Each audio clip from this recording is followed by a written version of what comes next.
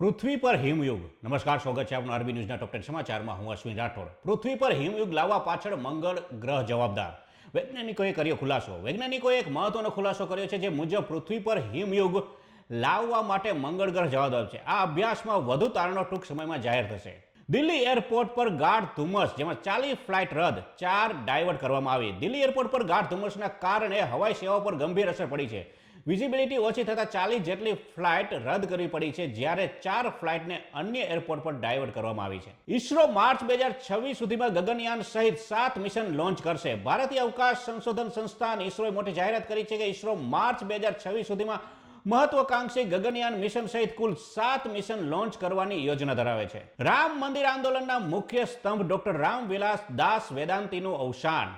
રામ મંદિર આંદોલનના મુખ્ય સ્તંભ તરીકે જાણીતા ડોક્ટર રામવિલાસ દાસ વેદાંતીનું નિધન થયું છે. તેમના નિધનથી ધાર્મિક અને સામાજિક ક્ષેત્રે શોકની લાગણી ફેલાઈ છે. ભારત સ્ક્વોશ વર્લ્ડ કપ જીતનાર પ્રથમ એશિયન દેશ બન્યો. હોંગકોંગને હરાવી ટ્રોફી જીતી. ભારતે સ્ક્વોશ વર્લ્ડ કપ જીતી ઇતિહાસ રચ્યો છે.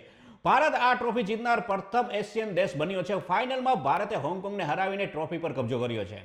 અમીરોની કમાણી કિંમત ગરીબોને ચૂકવવી પડે છે. પ્રદૂષણ મામલે સુપ્રીમ કોર્ટની આકરી ટિપ્પણી. પ્રદૂષણ સંબંધિત એક મામલાની સુનાવણી દરમિયાન સુપ્રીમ કોર્ટે આકરી ટિપ્પણી કરી છે, જેમાં કહ્યું છે કે અમીરોની કમાણીની કિંમત ગરીબોને ચૂકવવી પડે છે. શિરીનના બંને હુમલાખોરો પાકિસ્તાની પિતા પુત્ર ISI સાથે કનેક્શન. શિરીનમાં થયેલ હુમલામાં સંદર્ભમાં મોટા સમાચાર સામે આવ્યા છે. આ હુમલાખોરો પાકિસ્તાની પિતા પુત્ર હોવાનું સામે આવ્યું છે અને તેમના કનેક્શન આતંકવાદી સંગઠન ISIS સાથે હોવાની આશંકા છે. નાટોમાંથી હટવા તૈયાર યુક્રેન. રાષ્ટ્રપતિ ઝેલેન્સ્કી કહ્યું, રશિયાને વિસ્તાર સોંપવાનો દબાણ ન કરો.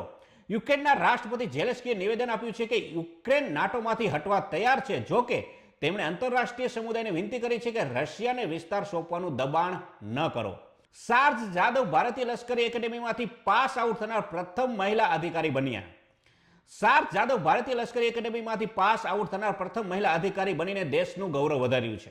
NHAIએ એક અનોખો કોરિડોર બનાવ્યો. પહેલીવાર રેડ ટેબલ ટોપ માર્કિંગ કરીને. નેશનલ હાઈવે ઓથોરિટી ઓફ ઇન્ડિયાએ એક અનોખો કોરિડોર બનાવ્યો છે. આ કોરિડોરમાં પહેલીવાર રેડ ટેબલ ટોપ માર્કિંગનો ઉપયોગ કરવામાં આવ્યો છે.